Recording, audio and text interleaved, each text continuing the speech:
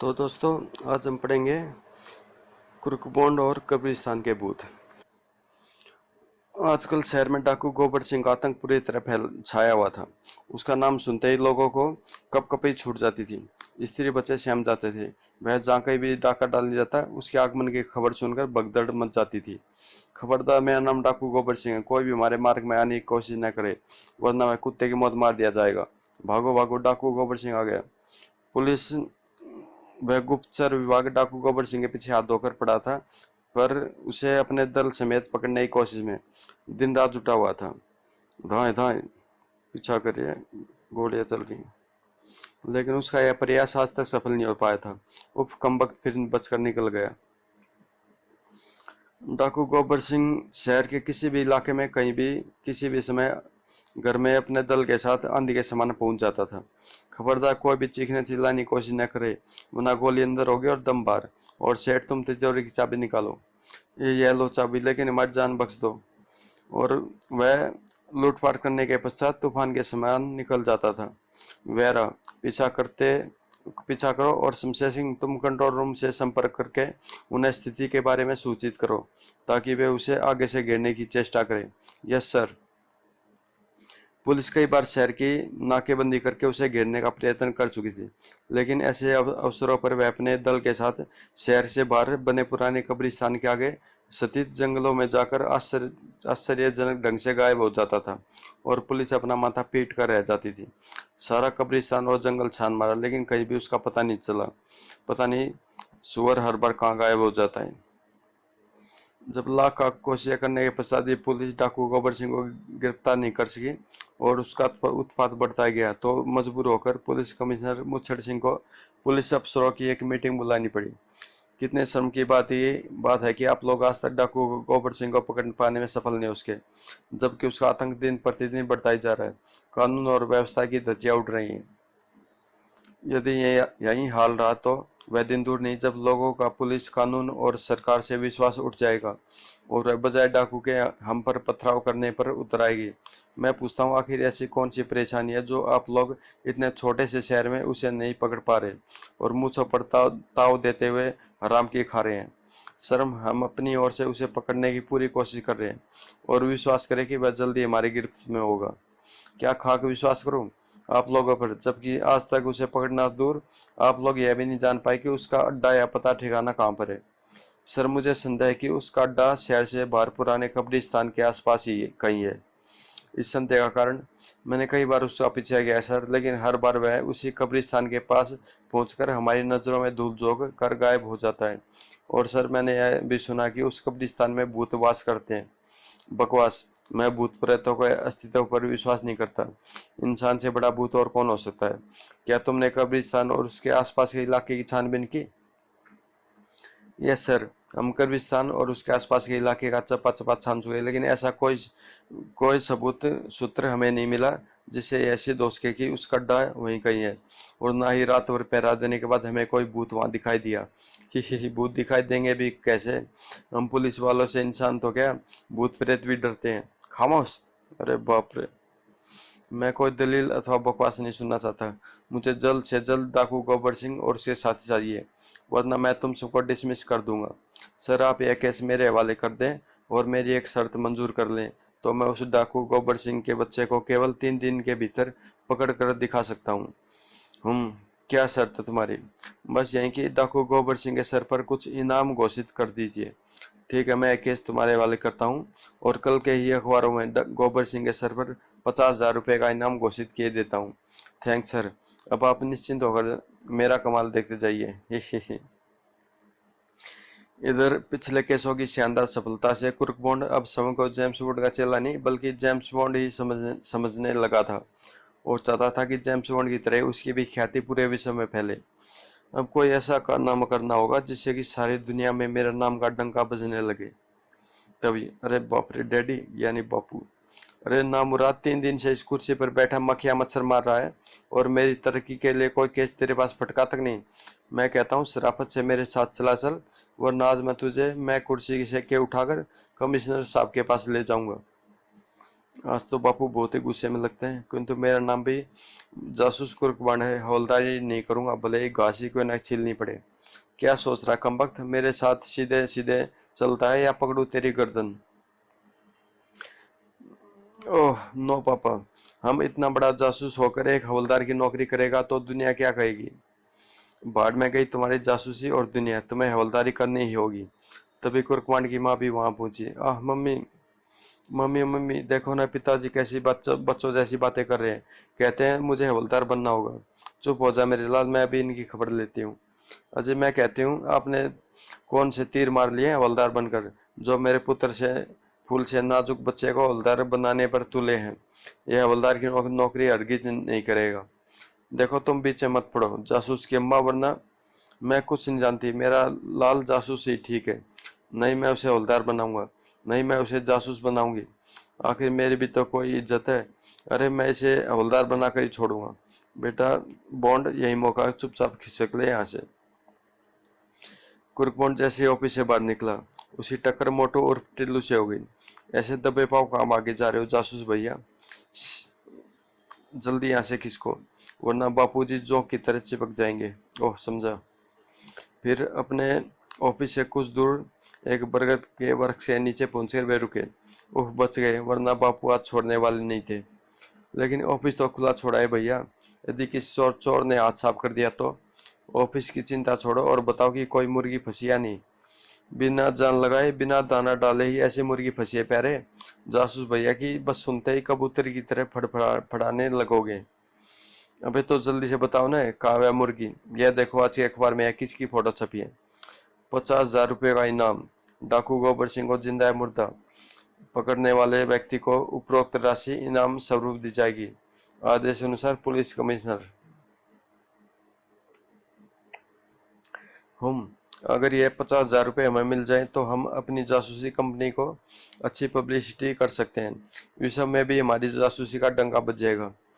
अब कुछ कर दिखाने का समय आ गया प्यारे मोटू। हमें इस 50,000 के चेक को हर कीमत पर हासिल करना है। वह तो तभी होगा बॉन्ड भैया, जब यह मालूम हो सके कि इस चेक से संबंधित बैंक कहाँ है।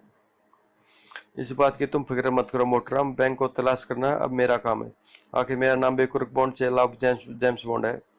वाह, यानी कि अब गोबर सिंह के बचने के कोई चांस नहीं। लेकिन भैया उसे फांसने के लिए जाल कहाँ से फेंकोगे? सुनो, ऐसे डाकू अक्सर ऐसी जगहों पर जाकर छिप जाते हैं जहाँ पुलिस को उनके छिपने की सपने में भी उम्मीद नहीं होती। और डकैत लोग बड़े आराम से लूटपाट करके उन स्थानों में जा छिपते हैं, और हमारे पिताजी का विभाग गनचक्कर बनकर रह जाता है। ऐसे स्थान कौन कौन से हो सकते हैं बॉन्ड भैया? खंडर, बियड और डरावने स्थान जैसे कब्रिस्तान। इन स्थानों पर रात को लोग बहुत ही कम आते जाते हैं। ऐसे स्थान तो शहर के बाहर और भीतर बहुत से ही हैं। तुम डाकू गोबर सिंह को कहाँ कहाँ ढूंढोगे? जहाँ वह सबसे ज्यादा शिकार करेगा, वह पूरा इलाका हम छान मारेंगे। किसी न किसी बिल में वह चूहा दिखाई दे ही जाएगा। वाह क्या यह तरकीब अच्छी है। इस केस पर हम कल से चिपकेंगे। आओ फिलहाल घर चलते हैं। हाँ चलो, मैं भी तुम्हारे लिए मुर्गी तलाश करते करते बहुत थक गया हूँ। डाकू गोबर सिंह अब तो दुनिया के ग्रेट जासूस कुर्कबॉन्ड चेला ऑफ जेम्स बॉन्ड के हाथों बच नहीं सकेगा। अगले दिन सुबह डाकू गोबर सिंह का आतंक सेठ कानामल के यहाँ। 5 लाख की डकैती डालकर डाकू काली कार में कब्रिस्तान की ओर जाने वाली सड़क कब्रिस्तान वो मारा। आखिर मेरा अनुमान सही निकला मोटू, गोबर सिंह का अड्डा जरूर कब्रिस्तान में ही कहीं है। फिर तो मैं जल्दी से पुलिस को यह खबर दे देनी चाहिए, कहीं ऐसा ना हो चिड़िया उड़ जाए और हम दाना ही फेंकते रह जाए। अबे सड़े कद्दू, तू जरूर मेरा नाम मिट्टी में मिलवा कर रहेगा। अबे कलाकंद के सर, अगर हमने पुलिस को सूचित कर दिया तो वह जाकर डाकू को पकड़ लेगी और हमें कोई फूटी कोड़े भी इनाम में नहीं देगा। यदि गोबर सिंह को हम खुद कब्रिस्तान में जाकर पकड़ेंगे तो पूरे के पूरे 50,000 हमारे होंगे। लेकिन सुना है वहाँ बड़े भयानक किस्म के भूत होते हैं। भूत? भूत का नाम सुनकर पहले तो कुर्कवान घबराया, लेकिन फिर सीना फुलाकर गर्दन अकड़ाता हुआ जोशीले स्वर में बोला, मुझसे बड़ा भूत इस दुनिया में चिराग लेकर ढूंढने पर भी नहीं मिलेगा, समझे? तुम्हें उनसे डरने की कोई जरूरत नहीं है, क्योंकि मैं तुम्हारे साथ हूँ। मैं उन भूतों की खटिया खड़ी कर दूंगा जो तुम्हें डराने की कोशिश करेंगे। ठीक है भैया, अगर तुम कहते हो तो मैं तुम्हारे साथ चलने को तैयार हूँ। बोलो कब चलना है?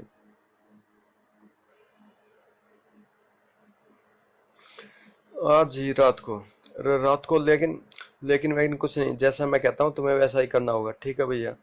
और रात गिरते दोनों वन से निकलकर घर से निकलकर कब्रिस्तान की ओर जाने वाली सड़क पर चल पड़े। मैं मोटू पर रोब मारने के लिए दिलेरी तो दिखा रहा हूँ, लेकिन अगर कहीं वास्तव में किसी कोई भूत किसी कब्र को फाड़ कर निकल आए तो? हाय, मैंने पिताजी को का कहना मानकर हवलदार की नौकरी क्यों ना कर ली। हे भगवान, मुझे बचा लेना, तुम तो जानते ही हो कि मैं अपने माँ बाप का इकलौता पुत्र हूँ। अब यह निकट्टू भी साथ में है, वापस लौटने को कहा तो यह मुझे डरपोक कहेगा। मेरी सारी बनी बनाई इज्जत मिट्टी में मिल जाएगी। भूत पिशाच निकट नहीं आवे। अचानक बंड भैया। कौन? डर गए। यह मैं हूँ भैया मोटू, लेकिन तुम उछल क्यों पड़े? लगता तुम्हें डर लग रहा है। नहीं तो, दरअसल एक जासूस की जान को 100 तरफ से खतरे होते हैं, इसलिए उसे हमेशा चौकन्ना रहना पड़ता है। यही कारण है कि जैसे तुमने मेरे कंधे पर हाथ रखा, मैं उछल पड़ा। सोचा कहीं डाकू गोबर सिंह ने कंधे पर बंदूक तो नहीं रख दी। अगर वास्तव में ऐसा ही होता तो मेरे उछलते ही वह घबरा जाता और तब मैं आसानी से उसे गिरफ्तार कर लेता। लेकिन गोबर सिंह आपके कंधे पर बंदूक क्यों रखता? पीठ पर भी तो रख सकता था। नहीं, पीठ पर ऐसी कोई जगह नहीं होगी जहाँ कोई बंदूक को टिका पाए। और अब बातें बंद करो, क्योंकि अब कब्रिस्तान करीब आ गया।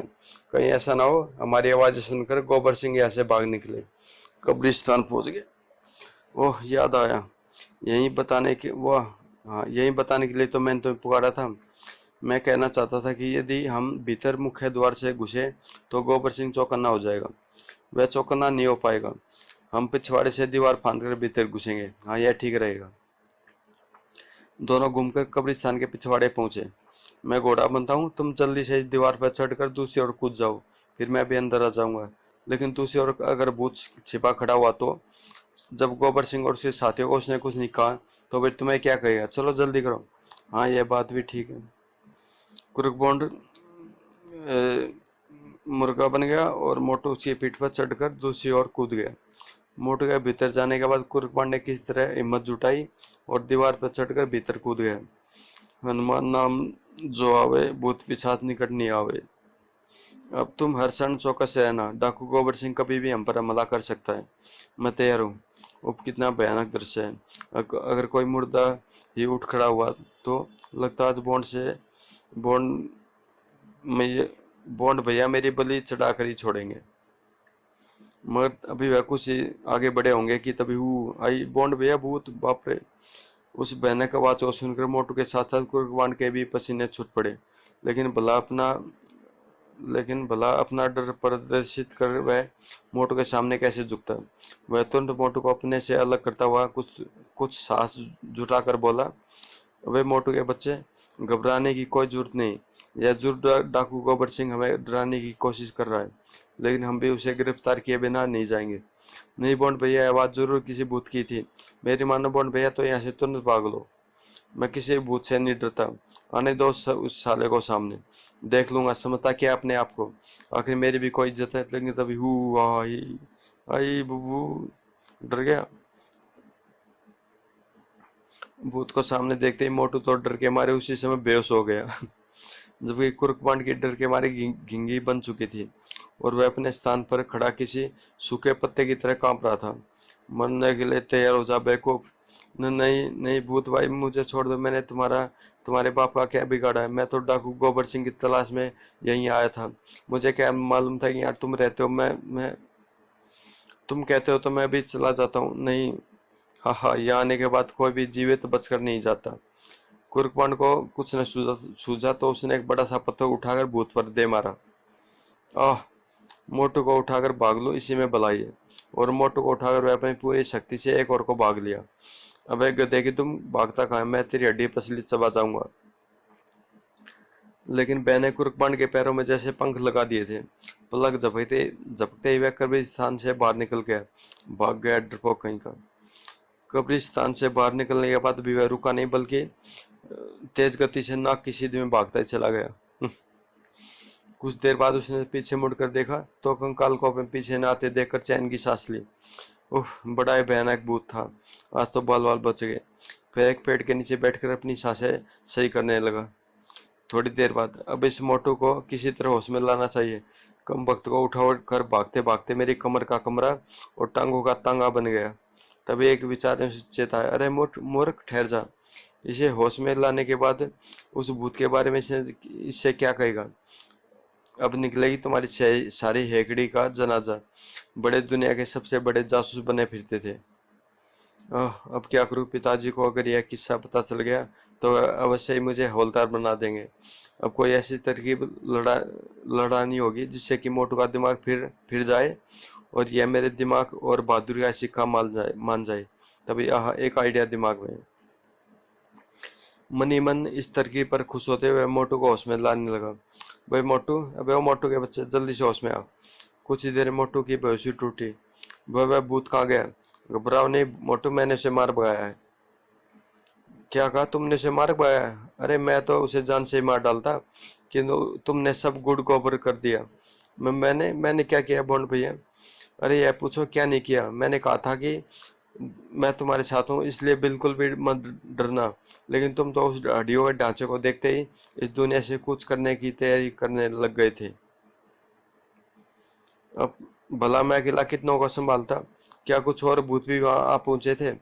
हाँ, तुम्हारे गिरते 3 और भूत वहां आ पहुंचे थे। वह तो शुक्र था कि तब तक मैं पहले वाले भूत पर काबू पा चुका था। जैसे वे तीनों मेरी ओर लपके, मैंने पहले वाले भूत को उठाकर उन पर दे मारा।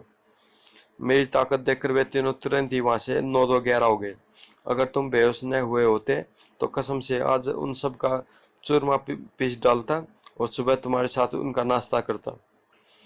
अब मुझे क्या पता था 3 और आ जाएंगे। अगर पता होता तो मैं कभी बेहोश नहीं होता। हाँ हाँ, क्यों नहीं, आखिर तो 30 मार खां की औलाद तो है। खैर, अब सुबह होने वाली है, ध्यान रहे घर पर किसी को भी इस बात का पता नहीं चलना चाहिए, वरना तुम्हारे डरपोक होने की बात सबको पता चल जाएगी और इससे मेरे सम्मान को ठेस पहुंचेगी। चिंता मत करो भैया, इस बात की किसी को कानों कान भी भनक नहीं होने पाएगी। कुर्कबोंड के माता पिता उन दोनों के घर से रात भर गायब रहने के कारण चिंता के मारे सो नहीं पाते थे। जैसे ही कुर्कबोंड और मोटू घर लौटे, मेरे लाल तू आ गया। अरे कमबख्त, यह कोई घर आने का वक्त है? कहाँ गया था? जल्दी बता वरना मैं तेरी टांगे तोड़ दूंगा। देखा मम्मी, ये फिर मुझे अपनी बनावटी आंखें दिखा रहे हैं। इन्हीं के डर के मारे तो हम घर नहीं आ रहे थे। क्या कहा? अजी कहा क्या? अब आप अपनी बहने का आंखें बंद कीजिए। कहीं मेरा बेटा फिर चला गया तो मैं किसके सहारे जीऊंगी? तुम चुप रहो अनोखे की माँ। तुम्हारे ही लाड पैर ने इस उल्लू की आदतें बिगाड़ रखी हैं। लेकिन अब मैं और बर्दाश्त नहीं करने वाला। मैं आज इस बात का फैसला करके ही रहूंगा कि आखिर यह चाहता क्या है। देखो मम्मी, अब ये आप पर भी रौब जमा रहे हैं, तो चिंता मत कर बेटे। इनकी ये गिद्दड़ भभकी मैं 20 साल से सुनती आ रही हूँ। लेकिन आज मैं भी इनसे फैसला करके रहूंगी। क्या कहा बोलता धमाका सिंह का इतना बड़ा अपमान? अरे मूर्ख स्त्री, लगाम दे अपनी जुबान को, वरना वरना क्या जी? क्या आप मेरी जुबान खींच लेंगे? यदि जरूरत हुई तो ऐसा करने से मैं पीछे नहीं हटूंगा। क्या? पति पत्नी के बीच झगड़ा ये यकायक तूफान की सी तेजी से बढ़ गया। तुम मेरी जुबान खींचोगे? हाँ मैं खींचूंगा। मैं बड़े बड़ों की जुबानें खींचकर उनकी बोलती हमेशा हमेशा के लिए बंद कर चुका हूँ। चल बेटा मोटू, खिसक चले अपने कमरे में, मौका अच्छा है। और वे दोनों चुपचाप वहां से खिसक कर अपने कमरे में पहुंच गए। फिर मोटू तो बिस्तर पर पड़ते ही खर्राटे भरने लगा, लेकिन कुर्कबोंड की आंखों में नींद का नामो निशान तक नहीं था। उसकी आंखों के सामने वह कब्रिस्तान का भूत नाच रहा था और वह सोच रहा था, क्या सचमुच ही भूत प्रेत होते हैं? मैंने तो सुना था कि भूत प्रेतों का कोई अस्तित्व नहीं होता, वह सब मन का वहम होता है। लेकिन फिर वह भूत खर्र सो गया मोटू तो। क्यों ना एक बार दिन के समय वहां जाकर देखा जाए। हाँ, यही ठीक रहेगा। यदि वहां वास्तव में भूत प्रेत हुए तो दिन के समय आक्रमण नहीं करेंगे। लोगों का यही कहना है कि भूत प्रेत दिन को नहीं निकलते। खर। और फिर सोचते सोचते कुरकवान की कब आंख लग गई, उस इसका उसे पता भी नहीं चला। अब मोटू के साथ साथ उसके उसके भी खर्राटे कमरे में गूंजने लगे थे। खर खर सो गए। उधर कुरकवान के माँ बाप आपस में झगड़ते झगड़ते बुरी तरह हाँफ रहे थे। अचानक उनका ध्यान कुरबान और मोटू की ओर गया, और उन्हें वहां न पाकर उनके मुंह पर इस तरह बंद हो गए मानो तेज रफ्तार से दौड़ती गाड़ी को अचानक ही ब्रेक लगा दिया गया हो। वे दोनों कमबख्त कहाँ गए? जरूर तुम्हारे डर से फिर घर से भाग गए होंगे।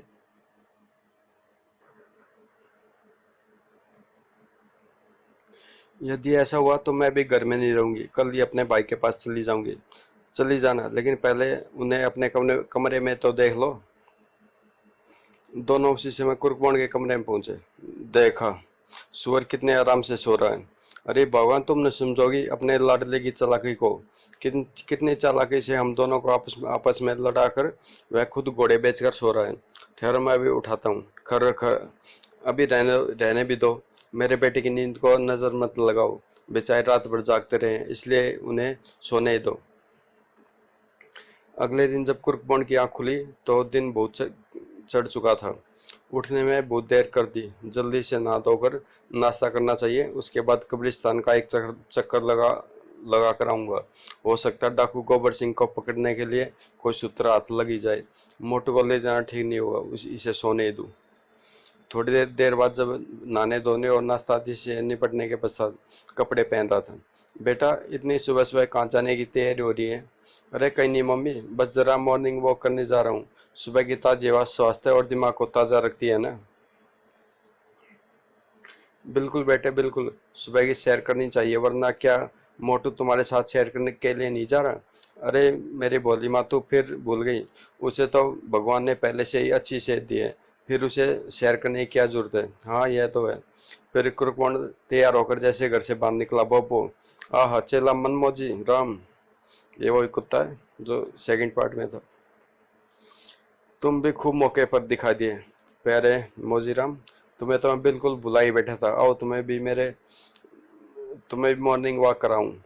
फिर उसने गैराज से अपनी विशेष मॉडल की मोटरसाइकिल निकाली और कुत्ते मनमोजी राम को पीछे बैठाकर पुराने कब्रिस्तान की ओर चल पड़ा।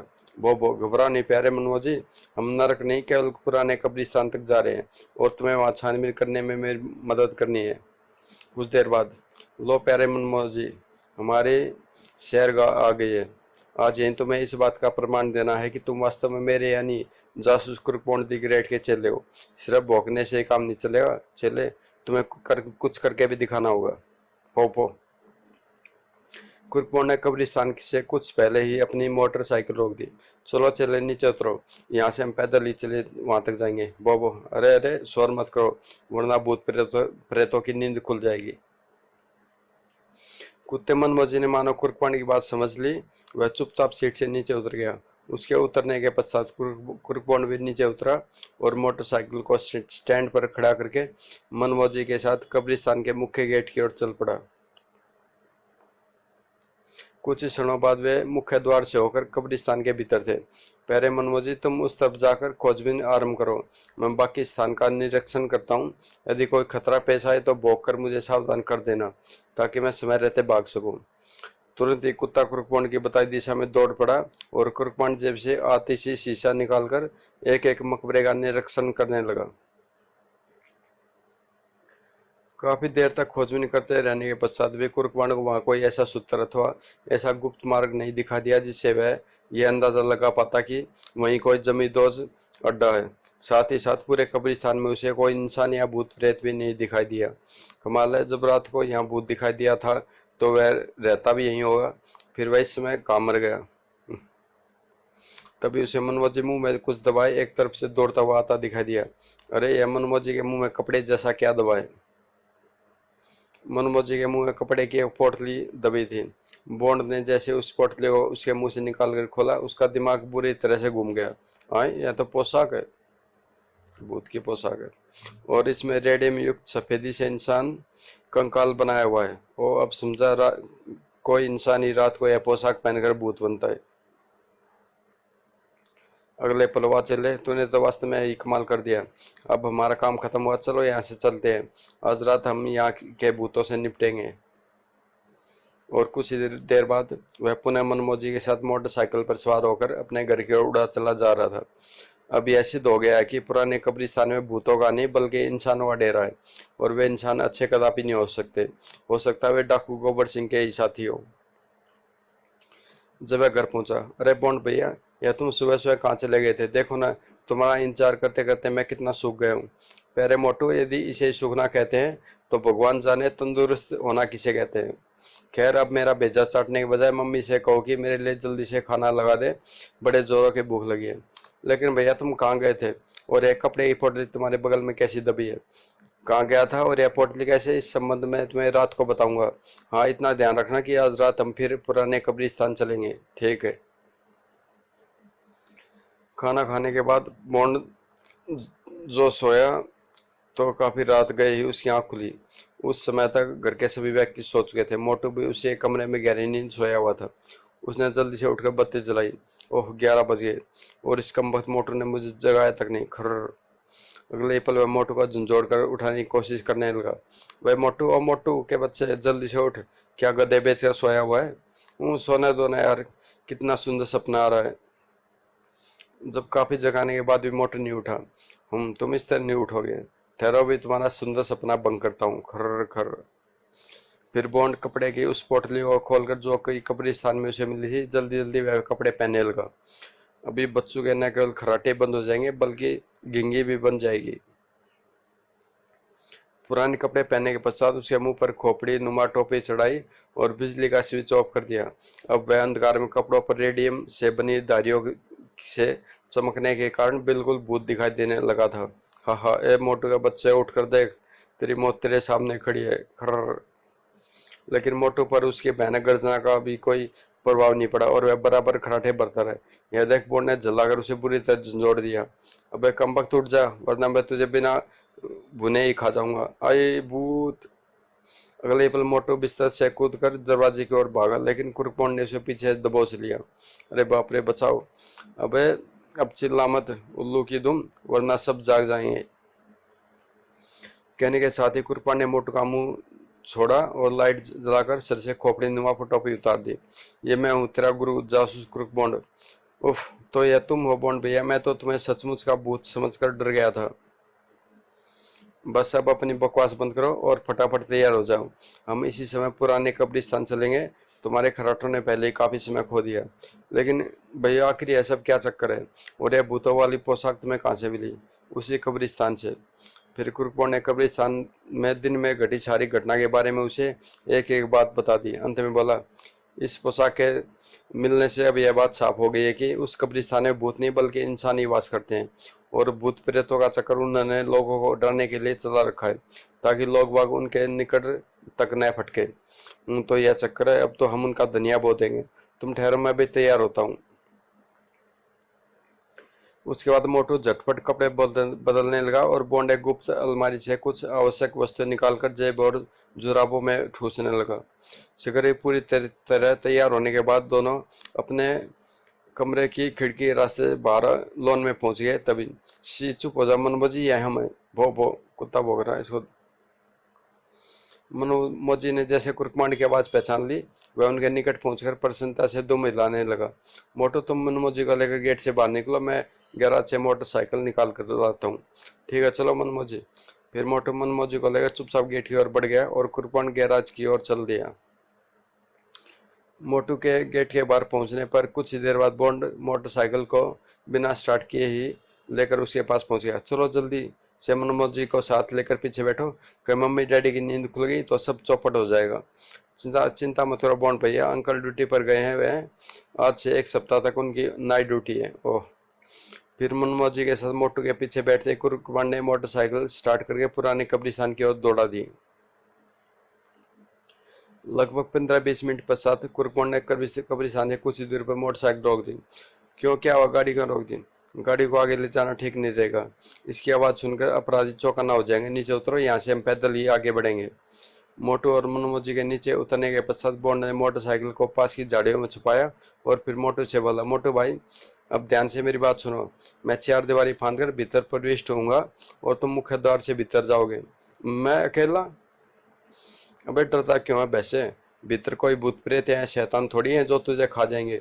और यदि खा भी जाए तो चिंता मत करना, मेरे रहते हुए वे तुझे आसानी से हजम नहीं कर पाएंगे।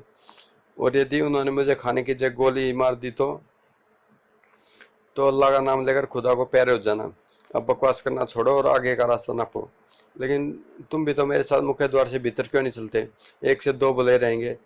वे मोटू, तेरी बुद्धि क्या वास्तव में घास चरने गई है? क्या इतना भी तो नहीं समझता कि यदि अपराधी मुझे इस पोशाक में तुम्हारे साथ भीतर घुसते देखेंगे तो उन्हें यह समझने देर नहीं लगेगी कि मैं उनका साथी नहीं बल्कि दुश्मन हूँ।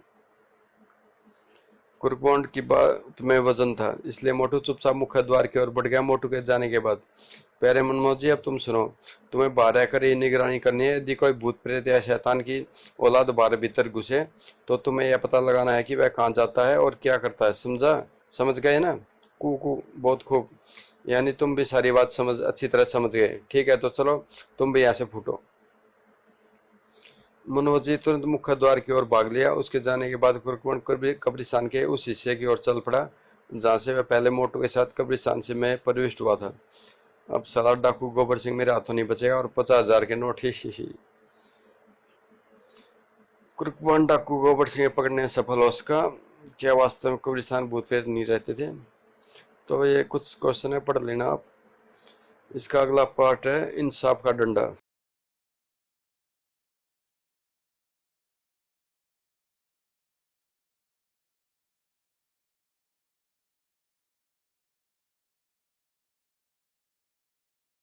आएगी तो पढ़ते हैं कुरकुंड और इंसाफ का डंडा।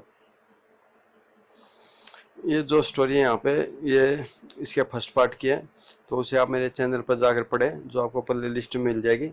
तो मैं आगे से पढ़ता हूँ।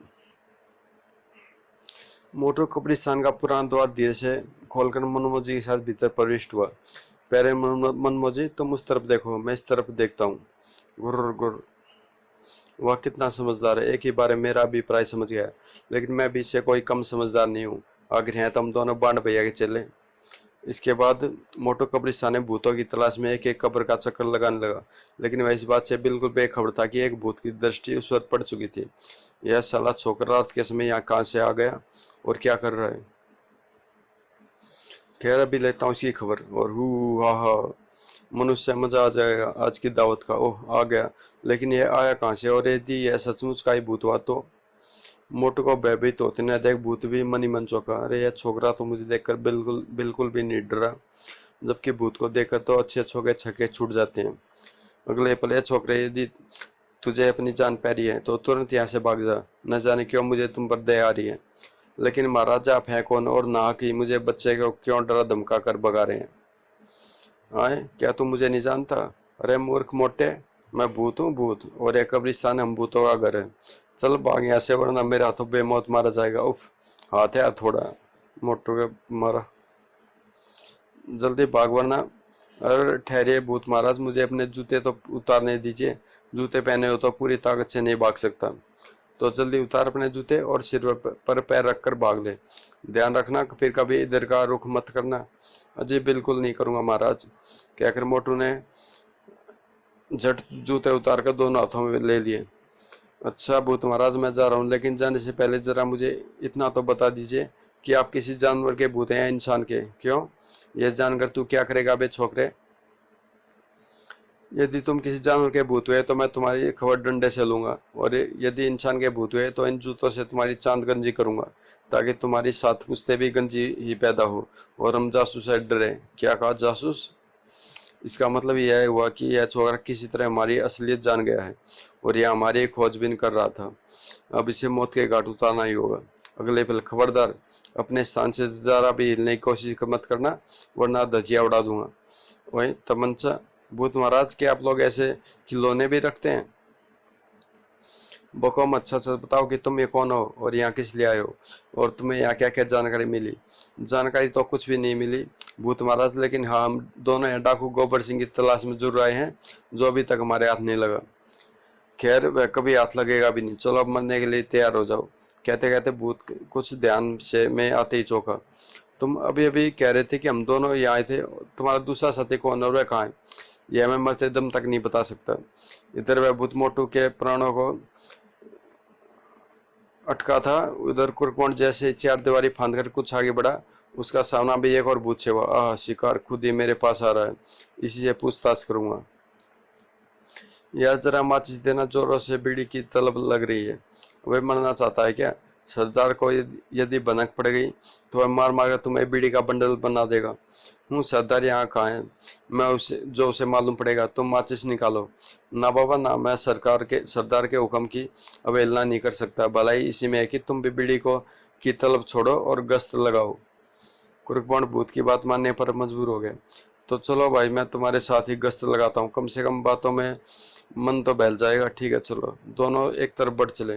किसी तरह इसको अपने काबू में करना होगा, तभी इससे कुछ जानकारी हासिल की जा सकती है। खैर, मौका देकर इसके होश गायब करूंगा, और अभी तो चुपचाप इसके साथ चलने में ही बेहतर होगा। शिखर ही उसकी दृष्टि मोटू और उसे कवर किए हुए दूसरे भूत पर पड़ी। अरे यह छोकरे कहाँ से भीतर आ गया? ओह, यह मोटू को गोली मारने जा रहा। मुझे जल्दी कुछ करना होगा, वरना वह मारा जाएगा।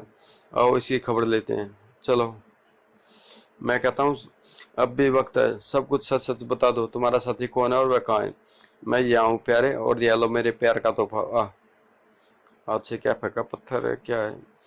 वह लोहे की गेंद कुर्कबॉन्ड के हाथों से निकली थी, और स्प्रिंग के तार के साथ जुड़े होने के कारण रिवाल्वर वाले भूत की कनपट्टी से टकराकर वापस उसके हाथ में आ गई थी, जबकि गेंद की एक ही चोट से रिवाल्वर वाला कंकाल बेहोश होकर धरती पर लुढ़क गया था।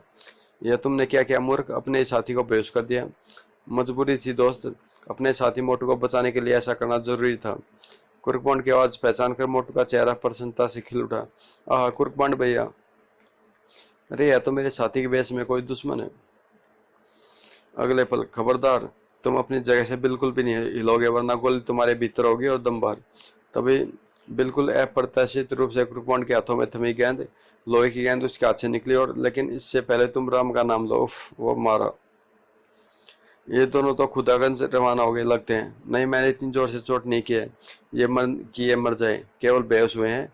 होश में आने पर हम इनसे अपने मतलब की बात पूछेंगे। बॉन्ड भैया, तुमने कैसा अस्त्र ईजाद किया है? इसके बारे में तो तुमने मुझे कभी नहीं बताया। मोटू भाई, नहीं बताया तो इतने परेशान क्यों हो रहे हो? अब बता ही देता हूँ, सुनो। यह शुद्ध स्टील की बनी मेरी मास्टर गेंद है। इसके साथ जो स्प्रिंग जुड़ा है वह ठीक इसी प्रकार इस गेंद को वापस मेरे हाथ में पहुंचा देता है, जैसे बच्चे पानी के भरे गुब्बारे से खेलते हैं।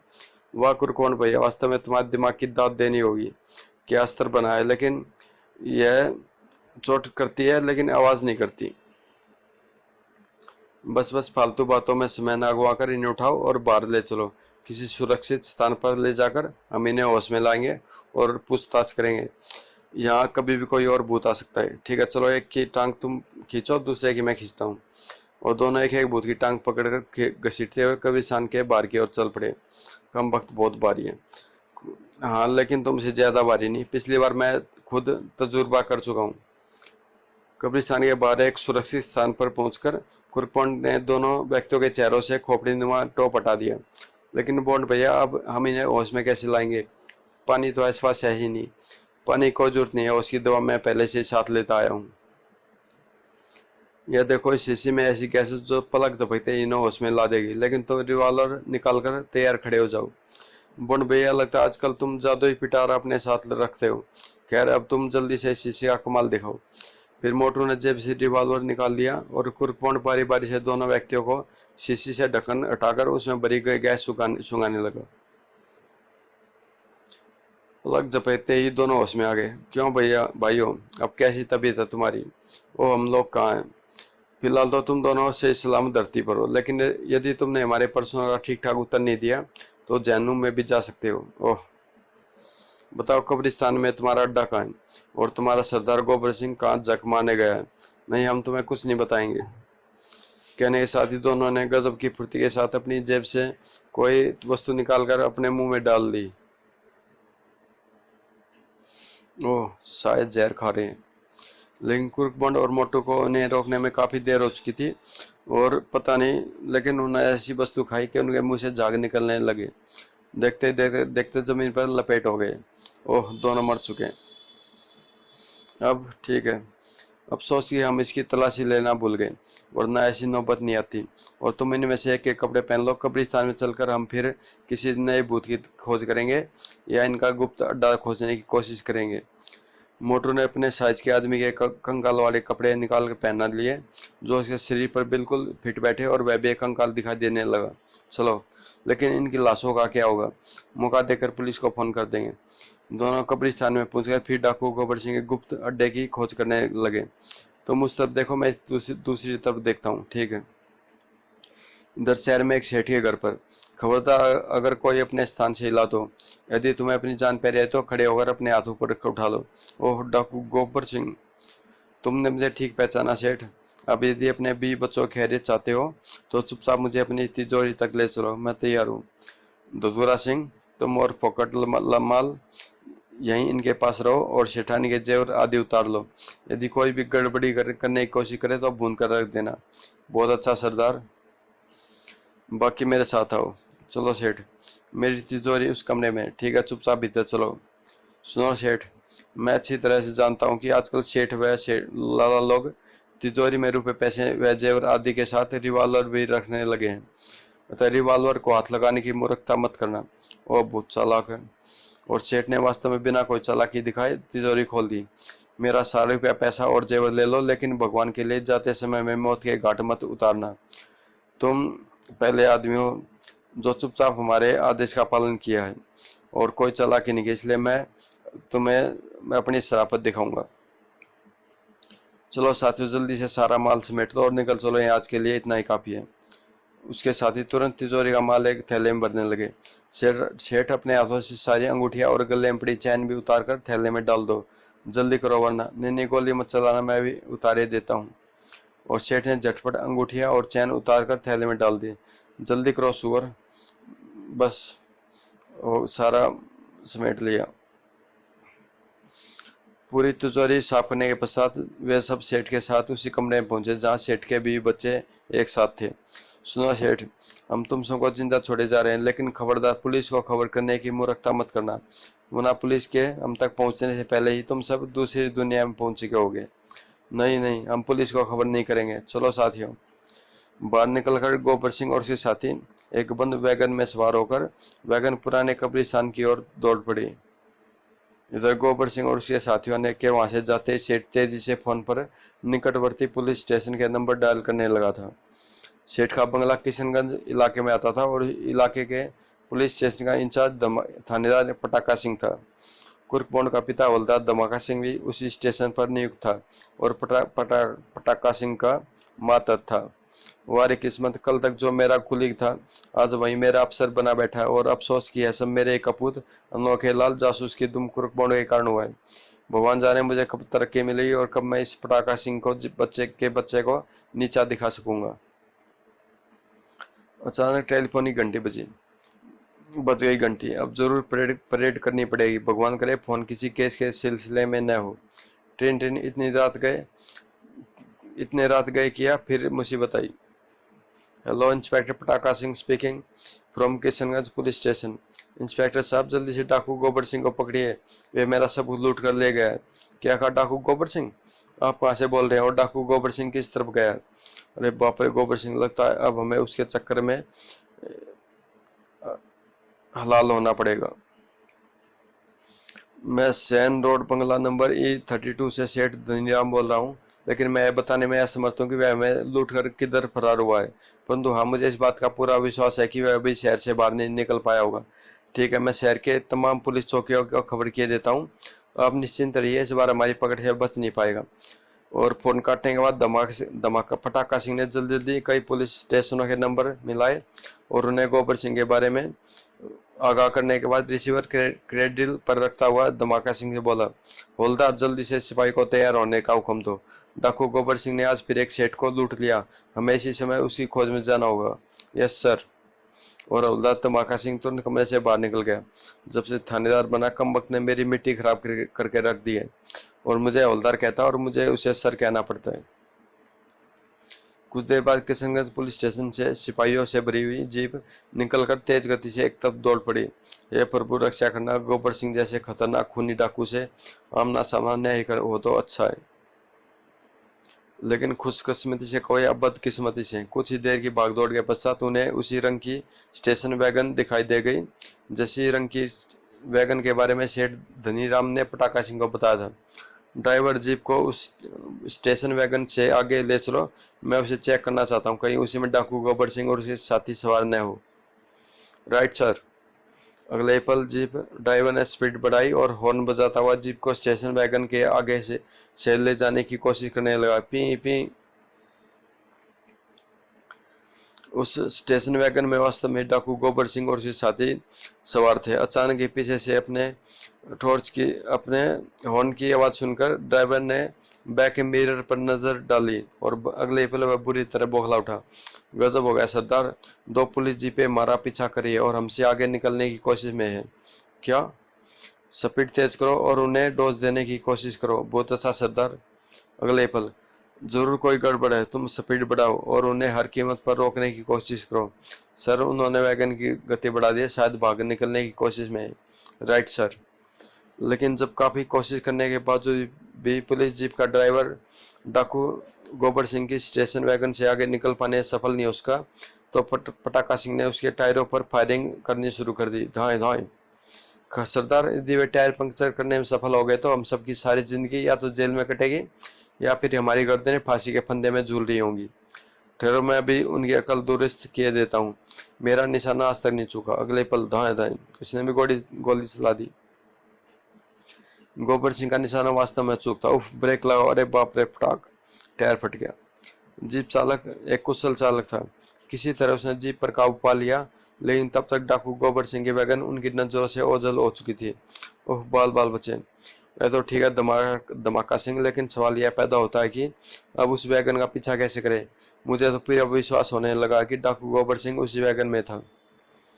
सर, यदि उस वैगन में डाकू गोबर सिंह होगा तो वह जरूर पुराने कब्रिस्तान की तरफ गया होगा। मैं जल्दी से स्टेपनी बदल देता हूँ, ईश्वर ने चाहा तो उसके वहां पहुंचते ही हम भी वहां पहुंच जाएंगे। फिर दूसरी जीप भी पीछे आ रही है, चाहो तो आप उसमें बैठकर चले जाओ। गुड, तुम वास्तव में होशियार हो, चलो लग जाओ काम अपने काम पर। यानी जान अब भी नहीं छूटी, अब कब्रिस्तान भी जाना पड़ेगा। यदि वहां भूत मिल गए तो है भगवान, तू ही रक्षा करना। उधर शहर से बाहर पुराने कब्रिस्तान में कुरबंड और मोटरू गोबर सिंह के गुप्त अड्डे की तलाश करने में बिल्कुल असफल रहे थे।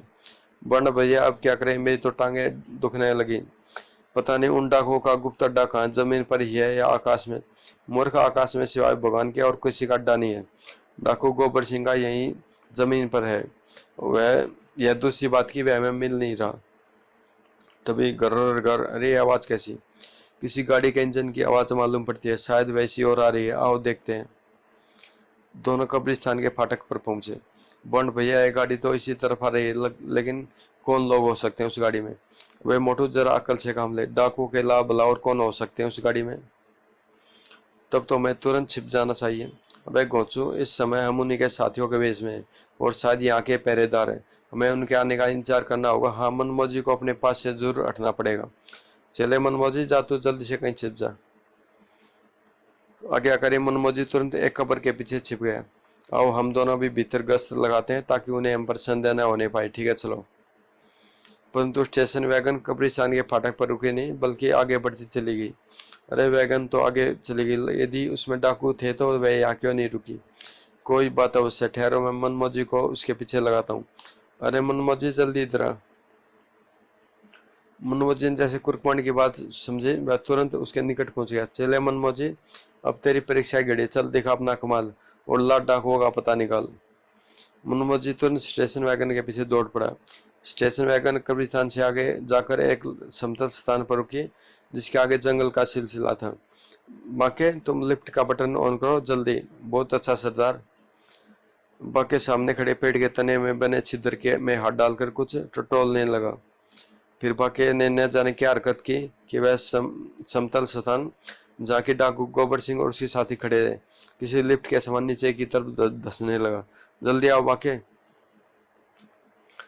वह लिफ्ट नुमा समतल जमीन काफी गहराई में एक बड़े से हॉल में रुकी और डाकू गोबर सिंह और उसके साथी वैगन समेत लिफ्ट से हॉल के फर्श पर पहुंच गए। उनके नीचे उतरते ही लिफ्ट अपने आप ऊपर की ओर चल गई पड़ी। वह विचित्र लिफ्ट अपने स्थान पर आ लगी। मनमोजी कब्रिस्तान की ओर दौड़ पड़ा। शिगरी, क्या खबर लाए चले? हाँ प्यारे, जल्दी, जरा जल्दी बताओ, 50,000 का इनाम हमारी बाट जो रहा है। वो ओह, मनमोजी तो हमें अपने साथ चलने का इशारा कर रहा है, शायद यह हमें कुछ दिखाना चाहता। चलो चल कर देखते हैं। और मनमोजी भागते उनको उसी पेड़ के पास ले गया और पेड़ पर विचित्र आवाज में भौंकने लगा जहां वो लिफ्ट थी। ओह, इस छिद्र में कुछ है। मनमोजी उसी की तरफ इशारा कर रहा है। ठहरो, मैं देखता हूँ। अरे, यह तो कोई बटन लगा है।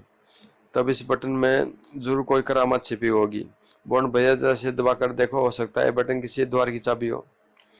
और कुरकुर ने जैसे बटन को दबाया, अरे आए, यह तो कोई लिफ्ट मालूम पड़ती है बॉन्ड भैया। बिल्कुल, अब मेरी समझ में आ गया कि डाकू गोबर सिंह और उसके साथी कब्रिस्तान से आगे जाकर अचानक क्यों और कैसे गायब हो जाते हैं। जरूर कब्रिस्तान से लेकर यहाँ तक उनका जमीन दोज अड्डा है, जमीन के अंदर अड्डा है, और वे इसी लिफ्ट के सहारे अपने अड्डे तक पहुँचते हैं। फिर अब तुम्हारा क्या विचार है बॉन्ड भैया? लिफ्ट को वापस आने दो, फिर हम भी नीचे चलेंगे। और यदि नीचे पहुंचे दबोच लिए गए तो? अबे ओखली में सर दे दिया तो मुसलों का क्या डर। लेकिन चिंता चिंता न करो, इस भूत वाली पोशाक में वे जल्दी हम पर संदेह नहीं करेंगे। कुछ देर बाद लिफ्ट अपने स्थान पर आ गई और कुरुकमांड के कहने पर मोटू ने उस जमीन पर पहुंचा तथा कुरुकमांड पुनः बटन दबाने के लिए पेड़ के निकट जा पहुंचा। प्यारे मुन्नो जी, हम दोनों डाकुओं की मान में बाढ़ झोंकने जा रहे हैं। तुम यही हमारा इंतजार करना। यदि हम 1 घंटे तक उनके जमीन दो अड्डे से बाहर न आए तो तुम तुरंत बापू को खबर कर देना। कू कू। मुन्नो जी ने कुरुकमांड की बात जानकर इस तरह सिर हिलाया, कू कू किया, मानो उसकी बात अच्छी तरह से समझ गया हो। गले पर कुरुकमांड खो में लगे बटन को दबाकर मोटो की ओर दौड़ पड़ा। फिर उसे एक ही छलांग में लिफ्ट के ऊपर पहुंचने में देर नहीं लगी। अब लिफ्ट उन्हें लेकर नीचे तेज से जमीन के भीतर समाती चली जा रही थी। दोस्तों, इसका प्रिंट थोड़ा डाउन है, लेकिन ये सेकंड पार्ट है इसलिए पढ़ रहा हूँ बस। नहीं तो मैं खराब प्रिंट की कॉमेंट डालना नहीं चाहता अपने इस पर चैनल पर, लेकिन ये अब पढ़नी पड़ेगी, नहीं तो अंत पता नहीं चलेगा। कुछ देर बाद जमीन के भीतर काफी गहराई में लिफ्ट जाकर रुकी। जल्दी से नीचे उतरो मोटू, शायद यही स्थान इस लिफ्ट की अंतिम मंजिल है। मोटू ने भी लिफ्ट से नीचे उतरने में कोई सुस्ती नहीं दिखाई। उनके जमीन पर पहुंचते ही लिफ्ट अपने आप ऊपर उठने लगी। आश्चर्य, न कोई बटन दबाना पड़ा न कोई खटका, अपने आप वापस आ गई। शायद इसका सिस्टम कुछ ऐसा हुआ कि ऊपर बोझ न होने के कारण यह अपने आप ऊपर उठ जाए। तब तो भैया इन लोगों ने अपना बड़ा यह अड्डा भी काफी वैज्ञानिक तरीके से तैयार किया होगा। इस लिफ्ट को देखते हुए तो इसमें कोई संदेह नहीं रह जाता। खैर, फिलहाल बेकार की बात छोड़ो और सावधानी से आगे बढ़ो। दोनों सावधानी से बाईं ओर दिखाई देने वाले दरवाजे की ओर बढ़े। यदि कोई खतरा पेश आए तो मेरी यह मास्टर बॉल काम आएगी। द्वार से होकर कुछ आगे बढ़ने पर उन्हें एक अन्य द्वार से रोशनी की किरणें आती दिखाई दी। लगता डाकू गोबर सिंह और उसके साथी गुफा में उस तरफ मौजूद हैं। हो सकता है, लेकिन बंड भैया न जाने मुझे इस समय क्यों बहुत डर लग रहा है। भाई मोटू, बस तुझ में यही एक कमी है, या तो तुझे डर ज्यादा लगता है या फिर भूख। चुपचाप आगे बढ़ता चल, वरना मुझे गुस्सा आ गया तो अपनी इस मास्टर ज्ञान से तेरी खोपड़ी फोड़कर सारा डर बाहर निकाल दूंगा। ठीक है, चलता हूँ चलता हूँ। ये रुको, कहाँ चले जा रहे हो? सरदार के पास एक जरूरी काम है। लेकिन तुम्हारी ड्यूटी तो कब्रिस्तान पर थी, फिर तुम दोनों ड्यूटी छोड़कर यहाँ क्यों आए? क्या तुम्हें सरदार का हुक्म याद नहीं? इस लापरवाही पर सरदार तुम्हें गोली भी मार सकते हैं। कहने हमें सरदार से जरूरी काम है, बेकार में समय बर्बाद मत करो। कहने के साथ ही कुरकुर मोटू के साथ आगे बढ़ गया। देखो, मुझे तो दाल में कुछ काला नजर आ रहा है। ये दोनों नकाब पहने ही सरदार से मिलने जा रहे हैं, जबकि यहाँ का नियम है कि कोई भी नकाब में नहीं रहेगा। अरे, मैंने तो इस बात पर ध्यान ही नहीं दिया। ठहरो, अभी इन्हें चेक करते हैं। ठहरो, नंबर 1 और 2। क्यों, अब क्या परेशानी है भगवान? कहीं नियम पर शक तो नहीं हो गए? क्या तुम दोनों यहाँ का नियम भूल गए कि यहाँ पर नकाब पहनने पर सख्त मनाही है? चलो जल्दी से अपनी नकाबें उतारो, वरना मारे के अब क्या होगा। नकाब उतरते हैं तो फंसते हैं और नहीं उतारते तो भी। सोच क्या रहे हो? जल्दी से नकाब उतारो वरना मैं गोली मार दूंगा। पहरेदार की तेज आवाज सुनकर वहां मौजूद अन्य डाकू उनके चारों ओर एकत्रित हो गए। क्या बात है भिक्खू, तुम इन पर गर्म क्यों हो रहे हो? ये दोनों नकाब पहने ही सरदार से मिलने जा रहे थे। मुझे संदेह कहीं ये पुलिस के आदमी ने। वैसे भी मेरे कहने पर इन्होंने चेहरे से नकाब नहीं हटा रहे हैं। ठहरो, मैं भी इनका नकाब उतारता हूँ और इसकी मदद मैं करता हूँ। जल तू आई तू भला को टाल तू, अगले पल आए हैं। अरे, पुलिस के भेदिए, अब खैर नहीं। तुरंत सभी डाकू कुर्कबंड और मोटू पर पिल पड़े। मारो सालो, हड्डी पसली तोड़ दो, बचाओ, हाय मर गया। पिटाई होगी दोनों की। जासूस बनते थे तभी। ठहरो, रुक जाओ, क्या हो रहा है? कौन है दोनों कबूतरों? कहाँ से पकड़ लाए तुम इन्हें? सरदार, ये पुलिस के भेदिए हैं, हमारे विशेष पहरेदारों की पोशाक में ये हमारी टोल लेने आए थे। क्या इन कुत्तों की इतनी हिम्मत?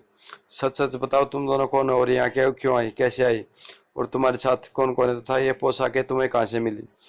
हम कसम खाकर कहते हैं सरदार, हम पुलिस के भेदिए नहीं है, हम तो गलती से यहाँ आ फंसे हैं। क्यों मोटू?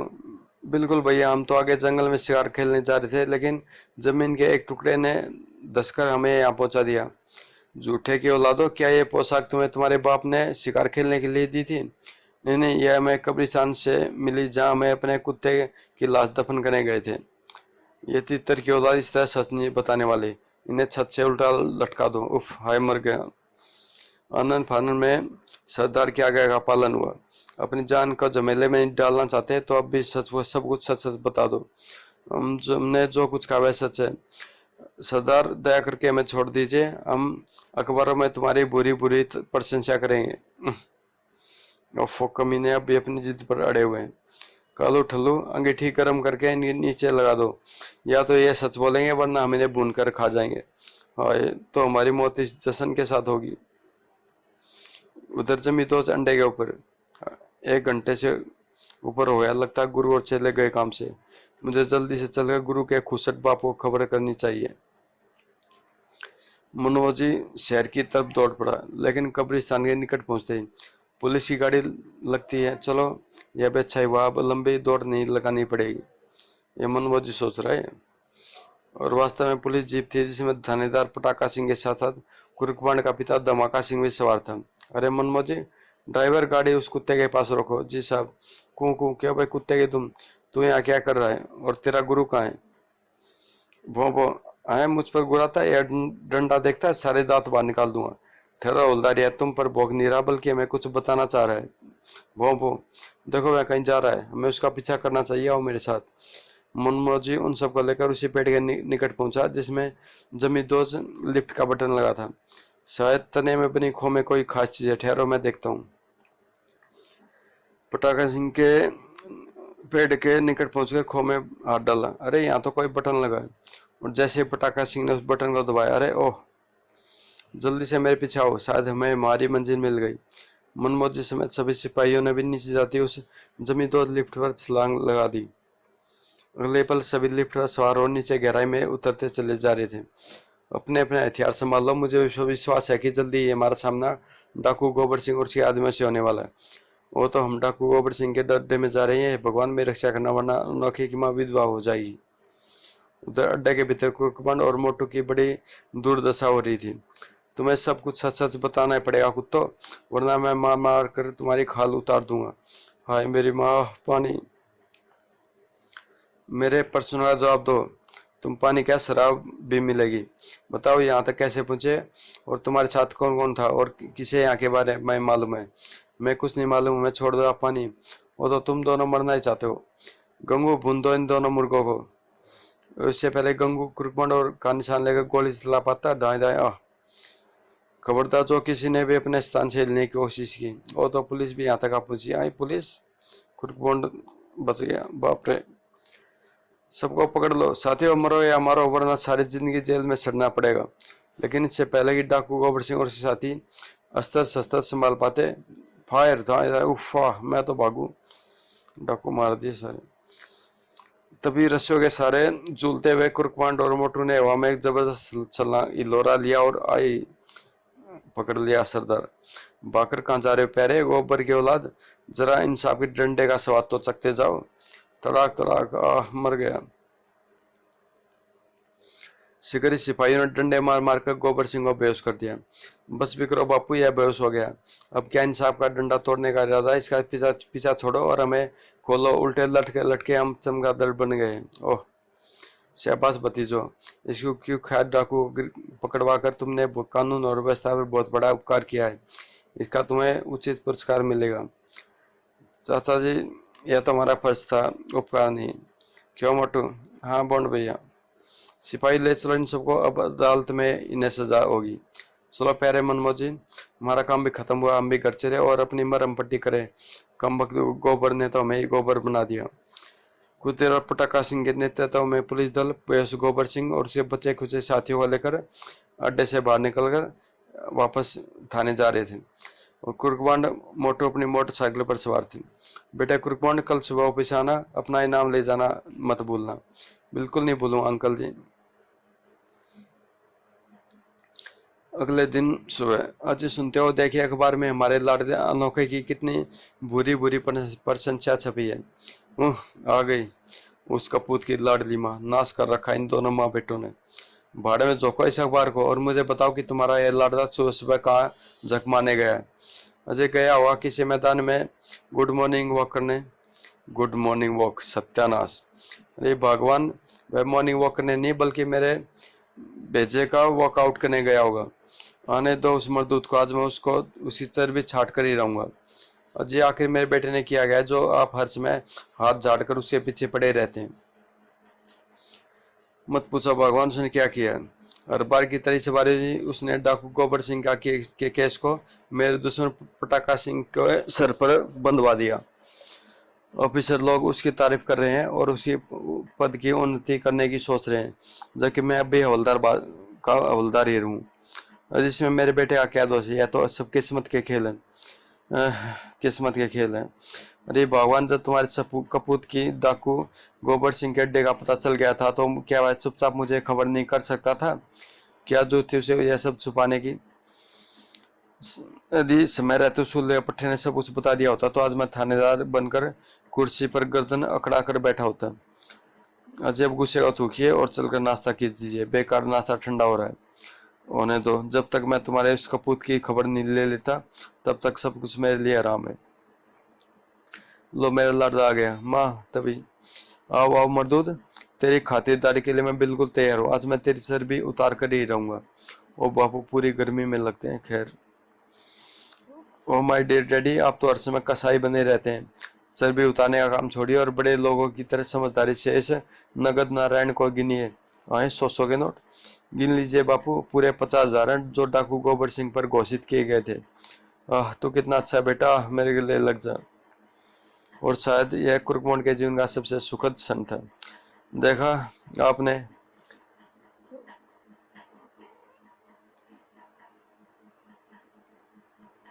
लगदऊ का चश्मा चढ़ते ही नगदऊ नगदऊ नगदऊ का चश्मा चढ़ते ही डैडी जैसा खुराट पुलिस भी चेले मनमोजी राम की तरह पैसे दुम हिलाने लगा। तो दोस्तों, इसका प्रिंट खराब था, मुझे खुद पढ़ते हुए अच्छा नहीं लग रहा था, लेकिन क्या करे, पहला पार्ट सही प्रिंट में था तो ये पढ़ना ही पड़ा। खैर, आगे से चेक करूंगा दोनों पार्ट हो गई कि सही है कि नहीं। तो फिर मिलते हैं अगली कॉमिक्स में।